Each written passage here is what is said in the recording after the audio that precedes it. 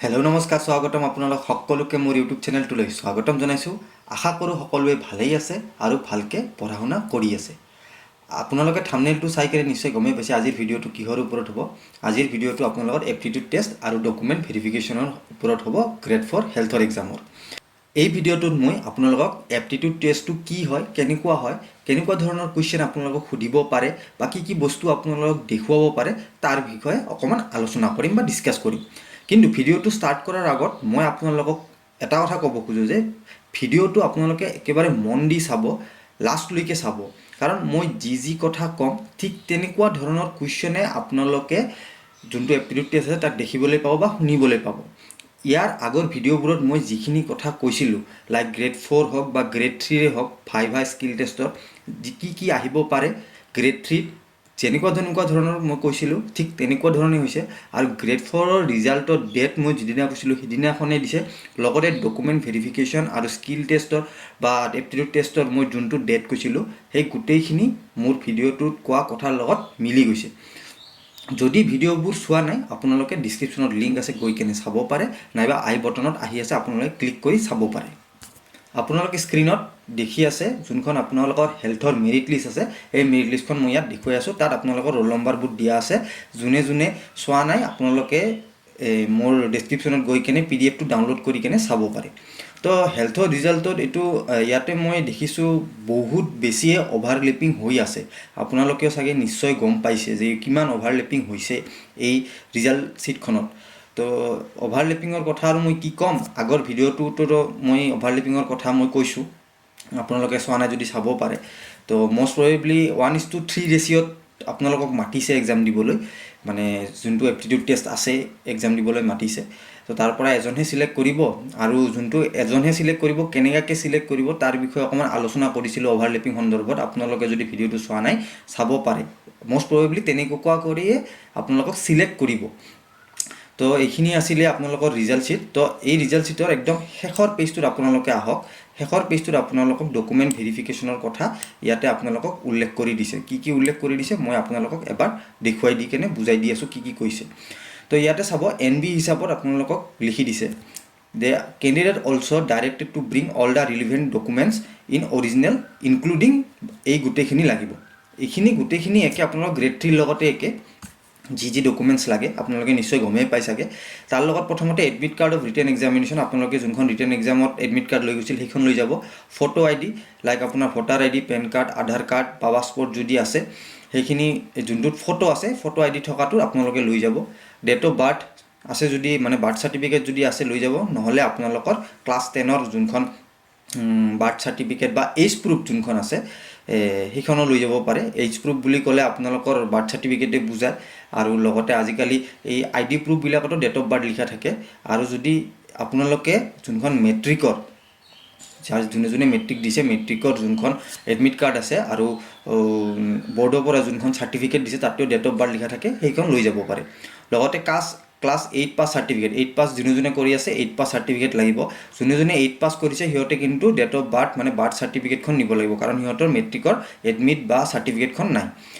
লগতে caste certificate লৈ যাব লাগিব। কাষ্ট চাৰ্টিফিকেটখন আপোনালোকে এপ্লাইৰ সময়ত যোনখন কৰিছিলে আপোনালোকৰ অফলাইনো হ'ব পাৰে বা অনলাইনো হ'ব পাৰে। যদি অফলাইন কৰিছিলে অফলাইনখন লৈ যাব, আৰু যদি অনলাইন কৰা নাই বা পিছত কৰিছে অনলাইন সেইখনৰ লগত লৈ যাব। লগতে PWD চাৰ্টিফিকেট লিব, যাৰ PWD আছে, আৰু EWS যাৰ আছে তেওঁলোকে চাৰ্টিফিকেটখন লৈ যাব। আৰু 2 copies of passport size photograph, 2 copies নিব কৈছে আপোনালোকে। 2 কপিজ নহয়, আপোনালোকে 4-5 কপিকে লৈ যাব, কাৰণ পিছত লাগিব পাৰে। আৰু any other relevant documents certificate, any other relevant documents and certificates, ইয়াত যোনটো এই ৰিলিভেণ্ট ডকুমেণ্টৰ কথা কৈছে এইটো মষ্ট ইম্পৰ্টেণ্ট। যদি আপোনালোকৰ কাৰোবাৰ এক্সপিৰিয়েঞ্চ চাৰ্টিফিকেট আছে হেল্থ ৰিলেটেড, বা আপোনালোকে যোনটো ডিপাৰ্টমেণ্টত কোৱালিফাই কৰিছে সেই ডিপাৰ্টমেণ্টৰ যদি ৰিলেটেড কিবা এক্সপিৰিয়েঞ্চ চাৰ্টিফিকেট আছে আপোনালোকে মাষ্ট বি এইখন লৈ যাব, কাৰণ এইখন আপোনালোকক বহুত মানে চাকৰি পোৱাত সহায় কৰিব। আপোনালোকে যেতিয়া এক্সপিৰিয়েঞ্চ চাৰ্টিফিকেটখন লৈ যাব, যেতিয়া আপোনালোকক বৰ্ডত মাতিব এক্সামটো মানে এপ্টিটিউড টেষ্ট ল'বলৈ, যেতিয়া ডকুমেণ্ট ভেৰিফিকেশ্যন হ'ব আপোনালোকে নিজে ক'ব যে মোৰ এক্সপিৰিয়েঞ্চ চাৰ্টিফিকেট আছে মোৰ ৰিলিভেণ্ট ফিল্ডত, বা মই যোনটো কেটেগৰীত পাছ কৰিছোঁ। তো এইখিনি আপোনাৰ আছে ৰিলিভেণ্ট ডকুমেণ্টছৰ কথা। লগতে আপোনালোকে প্ৰত্যেকটো ডকুমেণ্টছৰে 2টা কপিকে জেৰক্স লৈ যাব, লগতে 4-5 কপি ফটো লৈ যাব, লগতে আপোনালোকৰ এক্সপিৰিয়েঞ্চ চাৰ্টিফিকেট লৈ যাব, দুটা সেট বনাই লৈ যাব আৰু অৰিজিনেলখিনি লগত লৈ যাব। এইখিনি একেলগে কৰি কেনে আপোনালোকে এটা ফাইলত বঢ়িয়াকৈ ভৰাই লৈ যাব, যাতে তাত গৈ কেনে আপোনালোকে কোনোখিনি প্ৰব্লেম নহয়। আৰু যিখিনি আপুনি এই দুটা কপি জেৰক্স কৰিব তাৰ এটাত আপোনালোকে সেল্ফ এটাষ্টেড কৰি লৈ যাব, কাৰণ তাত গৈ কেনে সেল্ফ এটাষ্টেড কৰিবলৈ আপোনালোকৰ সময় নাপাব, আপোনাক লগে লগে মাতিব, দৌৰাদৌৰিকৈ আপোনালোকে যাব লাগিব। চ' সেল্ফ এটাষ্টেড আপোনালোকে ঘৰতে কৰি লৈ যাব আৰু এটা কপি আপোনালোকে সেল্ফ এটাষ্টেড কৰিব নালাগে, এনেই লগত লৈ যাব, যদি লাগে আপোনালোকে যাতে ছাবমিট কৰিব পাৰে। তো সেল্ফ এটাষ্টেড কৰি গোটেইখিনি আপোনালোকে ফাইলত ভৰাই কেনে লৈ যাব পাৰিব। তো এইখিনি আছিলে ডকুমেণ্ট ভেৰিফিকেশ্যনৰ কথা, বেলেগ একো নাই, খালি আপোনালোকে ডকুমেণ্টছখিনি ভালকৈ চাই কেনে আজিয়ে ঠিক কৰি থৈ দিয়ক, লগতে সেল্ফ এটাষ্টেড আৰু জেৰক্স 2 কপিকে আপোনালোকে লৈ ল'ব। এতিয়া আহিম আমি মেইন টপিকটোলৈ, যে এপ্টিটিউড টেষ্ট কি হয়। এপ্টিটিউড টেষ্ট যোনটো আমি ৰিটেন এক্সামত দিওঁ তেনেকুৱা ধৰণৰ এপ্টিটিউড টেষ্ট নহয়। ইয়াতে এপ্টিটিউড টেষ্টটো আপোনালোকৰ ভাইভা টাইপৰ এপ্টিটিউড টেষ্ট, মানে মুখেদি আপোনালোকক কুৱেশ্যন কৰি কিনে আপোনালোকৰ এবিলিটিটো গম পাই যাব।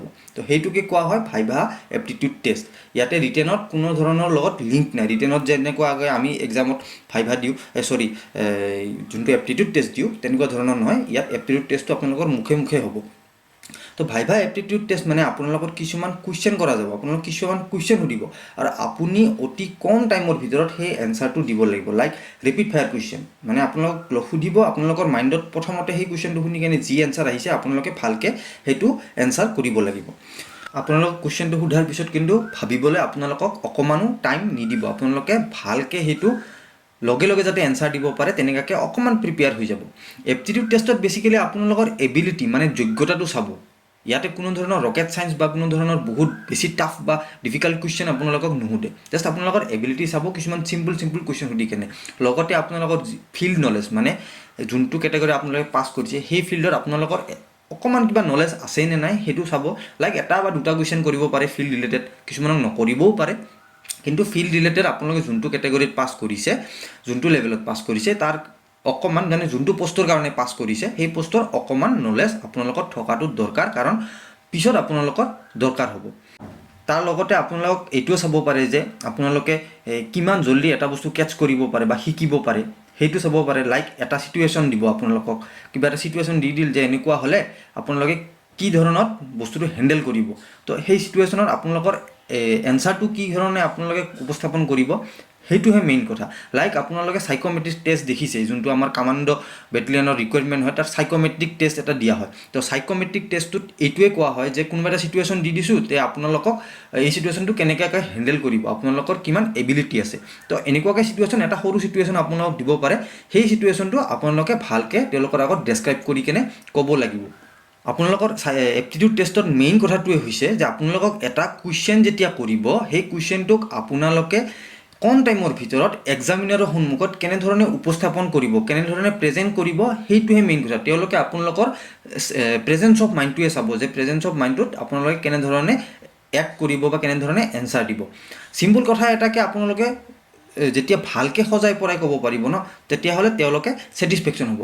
আৰু নাইবা আপোনালোকক কিছুমান ধৰক মেডিকেল ৰিলেটেড বা হেল্থ ৰিলেটেড কিছুমান ইকুইপমেণ্ট বা কিছুমান বস্তু আপোনালোকক সন্মুখত থৈ দিব, আপোনালোকে সেই বস্তুটোৰ বিষয়ে জানে নে নাই বা সেই বস্তুটো কি হয় সেইটোও তেনেকুৱাকৈ সুধিব পাৰে।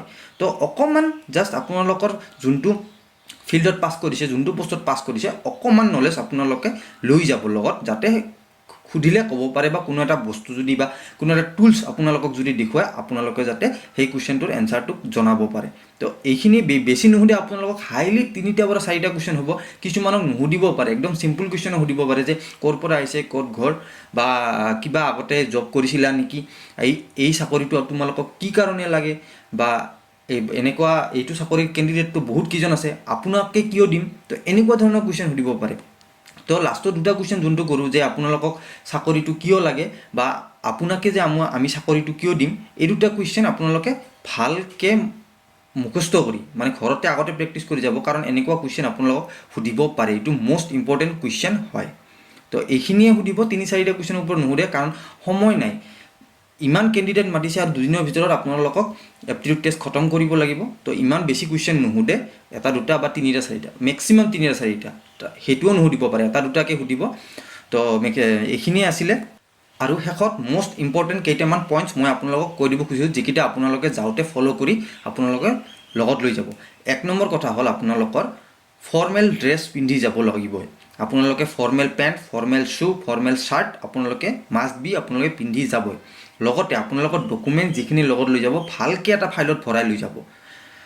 তাৰপিছত আহিব আপোনালোকৰ ইণ্টাৰভিউ বৰ্ডত যেতিয়া মাতিব, যেতিয়া আপোনালোকে ইণ্টাৰভিউ বৰ্ডত যাব বা কোনোবা এটা ৰুমৰ ভিতৰত সোমাব, তেতিয়াৰ পৰা আপোনালোকক এক্সামিন কৰা হ'ব। কাৰণ কুৱেশ্যন আপোনালোকক যিহেতু বেছি নুসুধে, আপোনালোকক এবিলিটি চেক কৰাৰ কাৰণে যেতিয়া এক্সামিন বৰ্ডৰ ভিতৰত সোমাব, মানে ৰুমৰ ভিতৰত সোমাব, আপোনালোকক এক্সামিন কৰা হ'ব। মানে আপোনালোকে কেনেকৈ আহিছে, কি কথা কৈছে প্ৰথমতে আহি কেনে, তো সেইখিনি অকণমান আপোনালোকে মন দি যাব।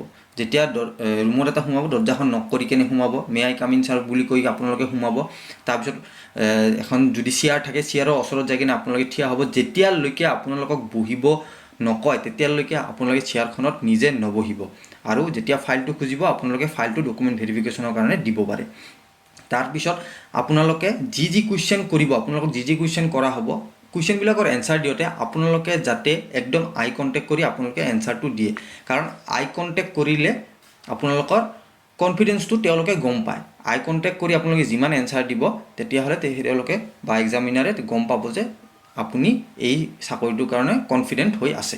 তো এইখিনিয়ে কিছুমান সৰু সৰু কথা মন কৰিবলগীয়া, বিশেষ একো নাই, ইমান ভাবিব নালাগে, ইমান টেনশ্যনো ল'ব নালাগে। আপোনালোকে অকণমান ঠাণ্ডা মগজুৰে এক্সাম দিবলৈ যাব। আৰু এক্সাম দিব যাওঁতে আপোনালোকৰ যোনটো ৰিপৰ্টিং টাইমত কৰি 3 ঘণ্টামান আগত গৈ পোৱাকৈ যাব। কাৰণ বহুত নহ'লে হাছেল হ'ব, বহুত হুলস্থুলীয়া পৰিৱেশ হয়। যিমান সোনকালে যাব সিমান আগত আপোনালোকে শাৰী পাতি লাইন দিব লাগিব। যেতিয়া আপোনালোকে লাইন দিব, যিমান সোনকালে আগত থাকিব আপোনালোকৰ ইণ্টাৰভিউ আগতে হৈ যাব। নহ'লে বহুত হুলস্থুলীয়া পৰিৱেশ এটা সৃষ্টি হয়, আপোনালোকে গমেই পাইছে। তো বিশেষ একো নাই, আপোনালোকে এইখিনি মন কৰিবলগীয়া কথা। এপ্টিটিউড টেষ্টৰ কাৰণে অকণমান নিজকে প্ৰিপেয়াৰ কৰক। আপোনালোকৰ হাতত 2-3 দিন সময় আছে। তো বিশেষ ডাঙৰ কুৱেশ্যন নুসুধে, বিশেষ টাফ কুৱেশ্যনো নুসুধে। মই যিখিনি ক'লোঁ সেইখিনি কথাকে আপোনালোকে মন দি ভালকৈ প্ৰিপেয়াৰ কৰক। আৰু আপোনালোকৰ মাইণ্ডত যদি কিবা কুৱেশ্যন আহি আছে মোক কমেণ্ট কৰি জনাওক। যদি পাৰোঁ মই লগে লগে এনচাৰটো দি দিম, কেনেকৈ আপোনালোকে ক'ব লাগিব, কি কুৱেশ্যন আহিব পাৰে, আপোনালোকৰ যি প্ৰবেবল কুৱেশ্যন আপোনালোকৰ মাইণ্ডত আহি আছে মোক কমেণ্ট কৰি জনাওক। চ' আজিলৈ ইমানেই। ভিডিঅ'টো যিমানখিনি কথা কৈছোঁ সেইখিনিৰ পৰা আপোনালোকৰ সকলোৰে লাভ হ'ব বুলি আশা ৰাখিলোঁ। সকলোৱে এক্সামবোৰ ভালকৈ দিয়ক। এনেকুৱা ইনফৰ্মেটিভ ভিডিঅ' পাই থাকিবলৈ প্লিজ মোৰ চেনেলটো ছাবস্ক্ৰাইব কৰি থওক আৰু ভিডিঅ'টো লাইক কৰি দিব। আৰু যিমান পাৰে আপোনালোকে কমেণ্ট কৰি জনাব যে কেনেকুৱা পালে আৰু আগলৈ কেনেকুৱা ভিডিঅ' চাবলৈ বিচাৰে। তো আজিলৈ ইমানেই, নেক্সট ভিডিঅ'ত লগ পাম। ধন্যবাদ।